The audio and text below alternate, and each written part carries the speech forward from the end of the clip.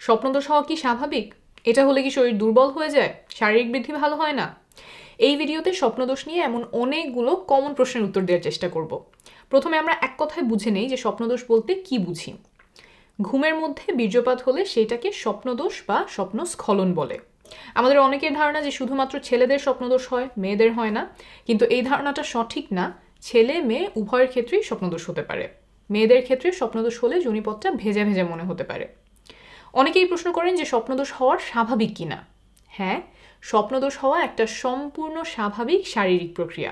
এতে লজ্জার কিছু নেই, অপরাধবোধ করারও কিছু নেই। স্বপ্নদোষ সাধারণত কৈশোরকালীন সময়ে শুরু হয়। কারো কারোর ক্ষেত্রে এটা 9-10 বছর বয়সে প্রথমবারের মতো হতে পারে। কৈশোরকালীন সময়টাতেই সাধারণত স্বপ্নদোষ সবচেয়ে বেশি হয়।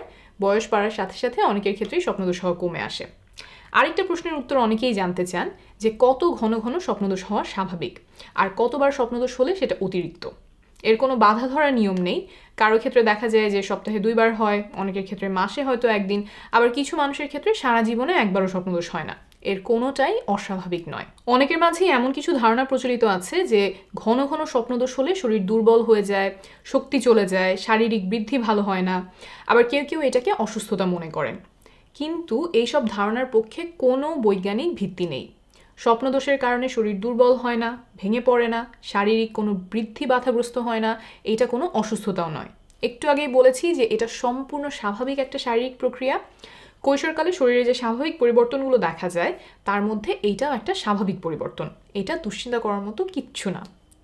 তবে আপনি যদি স্বপ্নদোষ নিয়ে দুশ্চিন্তায় থাকেন, তাহলে একজন মানসিক স্বাস্থ্য বিশেষজ্ঞের পরামর্শ নিতে পারেন।